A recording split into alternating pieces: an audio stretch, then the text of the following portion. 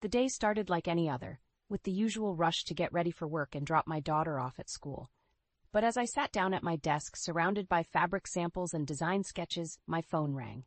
The caller ID showed an unknown number, which I almost ignored, thinking it might be another telemarketer. But something urged me to answer. "Is this Jenna?" a hesitant voice asked. "Yes, speaking." "I'm sorry to inform you there's been an accident. Your parents." The voice trailed off, but I didn't need to hear the rest to know my world had just crumbled. I remember asking for details, my voice sounding so distant, as if someone else was speaking.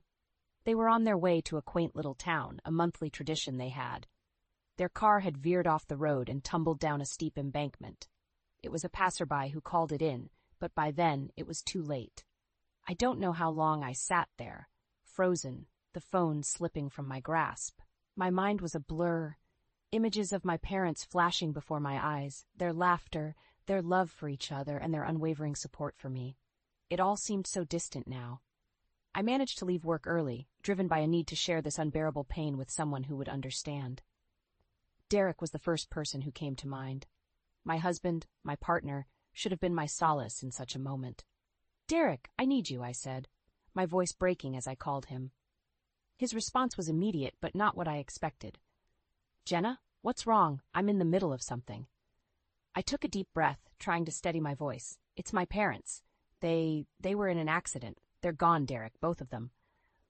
There was a pause, and for a moment I hoped for words of comfort, a sliver of empathy, but what came was a cold dismissal. "Is that all? Jenna, I'm on a tight schedule here. Can't this wait?"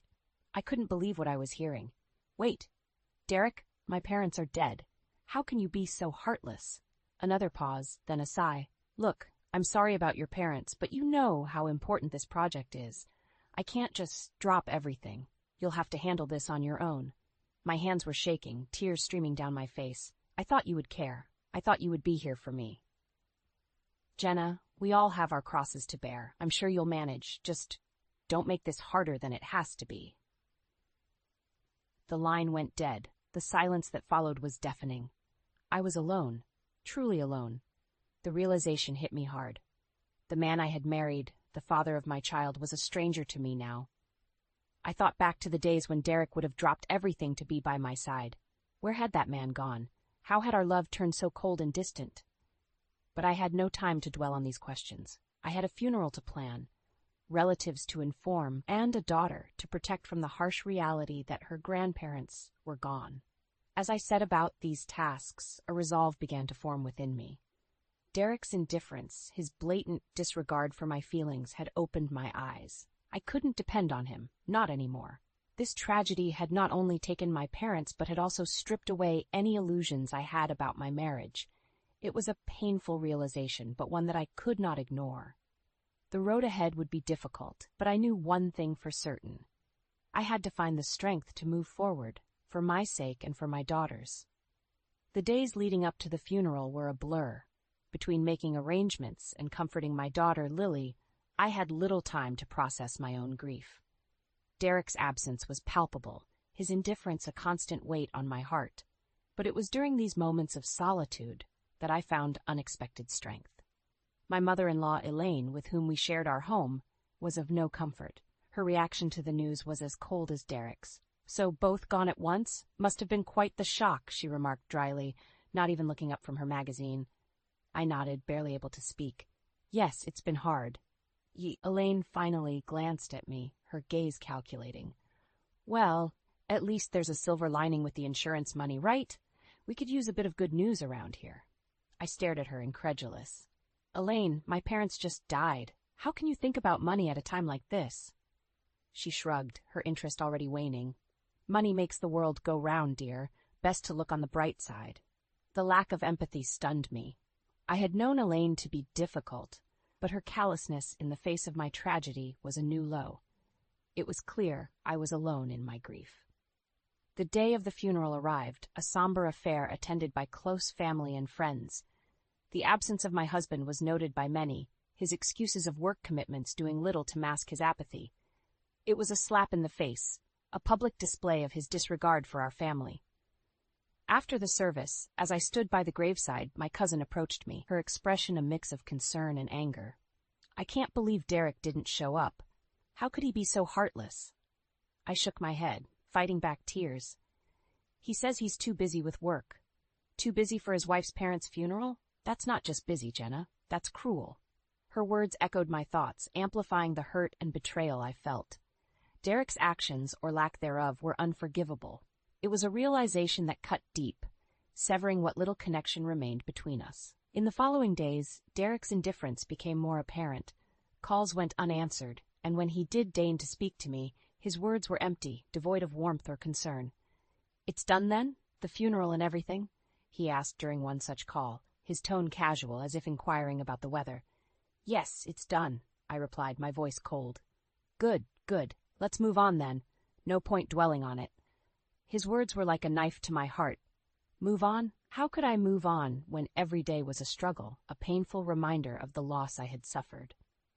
It was in that moment that I made a decision.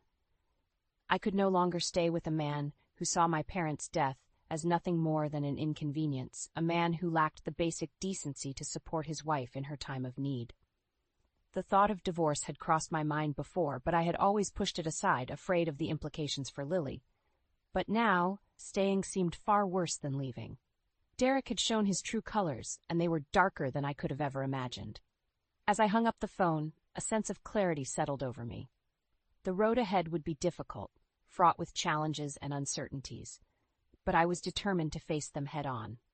For my sake, for Lily's, and for the memory of my parents, I would start anew. Derek had made his choice, and now I was making mine. In the days that followed my declaration, the atmosphere at home became unbearable. Derek's presence, once a source of comfort, now felt like a looming storm, always on the verge of erupting. It was during one of these tense evenings that I decided to confront him about his affair, armed with undeniable proof and a resolve made of steel. "Derek, we need to talk. Now," I said, my voice steady despite the racing of my heart. He looked up from his phone, annoyance etched on his face. "What is it this time, Jenna?" "It's about us, or rather the end of us. I know about the affair, Derek." For a moment there was silence, the kind that suffocates. Then Derek laughed, a sound so devoid of humor it sent chills down my spine. "Affair? What are you talking about, Jenna? You're delusional." I held up the photographs, the ones that showed him with her, their intimacy undeniable. "Am I? Then explain these." His face paled as he looked at the images, the realization that his secret was out dawning on him. "Where did you get these?" "That doesn't matter. What matters is that you've been lying to me, to us, all those late nights, the business trips. It was all her, wasn't it?" Derek stood up, the mask of indifference slipping. "Jenna, listen to me. It's not what it looks like." "Not what it looks like? How can you even say that? You've been cheating on me, Derek, on your family. How could you?" He ran a hand through his hair, frustration visible in every line of his body. "It was a mistake, okay? It meant nothing. It was just, it got out of hand." "A mistake? Is that supposed to make it all okay? You've destroyed our family over a mistake?" Derek moved closer, desperation in his eyes. "Jenna, please, we can fix this. I'll end it with her. We can go to counseling, do whatever it takes. Please, don't throw away what we have." What we have. The words echoed in my mind, a cruel reminder of the love that had turned into betrayal. "Derek, there's nothing left to save. You threw it all away the moment you decided to be with her. I want a divorce, and I'm taking Lily with me." His demeanor changed then, from pleading to angry. "You can't do that, Jenna. I won't let you take my daughter away from me." "Your daughter? When was the last time you even spent time with her?" "No, Derek, I'm going to make sure she's safe and loved, something you obviously can't provide." Derek's anger flared, his voice rising. "You think you can just take everything from me? You'll regret this, Jenna. I'll make sure of it." Regret? The only regret I had was not seeing Derek for who he really was sooner. As I walked away from him, from the wreckage of our marriage, I knew the road ahead would be fraught with challenges. But for the first time, I felt truly free, ready to face whatever came next, with my head held high and my daughter by my side. The battle lines were drawn, and I was ready to fight for a better future, one where betrayal and indifference had no place. The following weeks were a whirlwind of legal preparations and emotional turmoil. Despite Derek's threats and attempts to intimidate me, I pressed forward with the divorce proceedings. It was during one particularly grueling day that I received a call from my lawyer, a call that would shift the balance of power in my favor. "Jenna, we've uncovered something that could significantly impact your case," my lawyer began, her voice tinged with a mix of surprise and satisfaction. "What is it?" I asked, bracing myself for the worst. "It's about Derek's financials. It appears he's been funneling money into a separate account, one that's linked to the woman he's been seeing. We can use this to prove financial misconduct." The news hit me like a bolt of lightning. Not only had Derek betrayed our family emotionally, but he had also been draining our resources, jeopardizing our financial security for his affair. "Can we take action against this?" I asked, my mind racing with the implications. "Absolutely. This strengthens your case for both the divorce settlement and custody of Lily. We'll make sure the court sees the full extent of his actions." Armed with this new information, I confronted Derek once again. This time, I had the upper hand, and I was determined to use it to protect myself and Lily. "Derek, did you really think you could hide your financial deceit from me? From the courts?" I asked, watching as he struggled to maintain his composure. "What are you talking about, Jenna?" he replied, attempting to feign ignorance. "Don't play dumb with me, Derek. I know about the money you've been siphoning off for your affair. It's over. You've lost." The color drained from his face as the realization set in. For the first time I saw a flicker of fear in his eyes, fear of losing everything he had taken for granted. "You can't prove anything," he stammered, but his voice lacked conviction. "Oh, but I can, and I will. I'm going to make sure you pay for what you've done, not just to me, but to Lily. But I see you've endangered her future for your selfish desires." Derek's demeanor shifted from fear to anger, a dangerous glint appearing in his eyes. "You'll regret this, Jenna. I'll make sure you get nothing." But his threats no longer held any power over me. I had the truth on my side, and I was no longer the woman he thought he could control and intimidate. "No, Derek, it's you who will regret it. I'm going to expose you for the liar and cheat you are, and when this is over, Lily and I will be free of you and your deceit." As I ended the conversation, I felt a sense of empowerment wash over me. For too long I had lived in Derek's shadow, subjected to his lies and manipulation, but now the tables had turned. I was ready to fight back, to reclaim my life and secure a safe and happy future for Lily and myself. The battle was far from over, but for the first time I felt confident in my ability to win. The courtroom was charged with tension as Derek and I faced off, surrounded by our respective legal teams. The proceedings had been grueling, but today was different. Today, the focus was on Derek's financial deceit and his affair, the evidence laid bare for all to see. "Mr. Thompson, can you explain the purpose of the separate account to which you've been funneling funds from the joint account you share with your wife?" the judge asked, his tone indicating he'd heard enough excuses. Derek cleared his throat, his usual confidence nowhere to be seen. "Your Honor, that account it was for investment purposes. It has nothing to do with the allegations my wife has made." "Investment purposes?" my lawyer interjected, her voice dripping with skepticism. "Is that why there are multiple transactions linking this account to a Miss Rachel Foster, the woman Mr. Thompson has been having an affair with?" The courtroom fell silent, the weight of the accusation hanging in the air. Derek's lawyer attempted to intervene, but the judge waved him off, his gaze still fixed on Derek. "And Mr. Thompson, how do you respond to the charge of financial misconduct, specifically the misuse of marital funds for the benefit of your affair?" Derek's response was a mumbled denial, but it was clear to everyone in the room that his defenses were crumbling. The judge leaned forward, his verdict ready. "Given the evidence presented, it's evident that Mr. Thompson has engaged in financial misconduct, jeopardizing not only the marital assets, but also the financial security of his daughter. This will be taken into consideration in the final settlement." As the judge announced the decision, favoring me significantly in both the financial settlement and custody of Lily, Derek's face was a mask of defeat, but it was his whispered words meant only for me that marked his true downfall. "You've won, Jenna. Are you happy now?" I met his gaze, my response calm and resolute. This was never about winning, Derek. It was about doing what's right for Lily. You brought this on yourself. The courtroom emptied, leaving Derek to grapple with the consequences of his actions. But the victory was bittersweet. While I had secured a future for Lily and myself, the path to get here had been fraught with pain and betrayal. In the days that followed, the fallout from the trial became apparent. Derek's professional reputation suffered greatly, his misconduct in both his personal and financial dealings a public spectacle.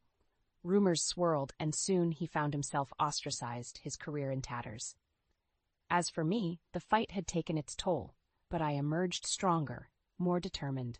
With the divorce finalized and Lily's future secured, I could finally begin to rebuild our lives. Derek's downfall was a testament to the consequences of his actions, a reminder that the truth, no matter how deeply buried, always finds a way to the surface.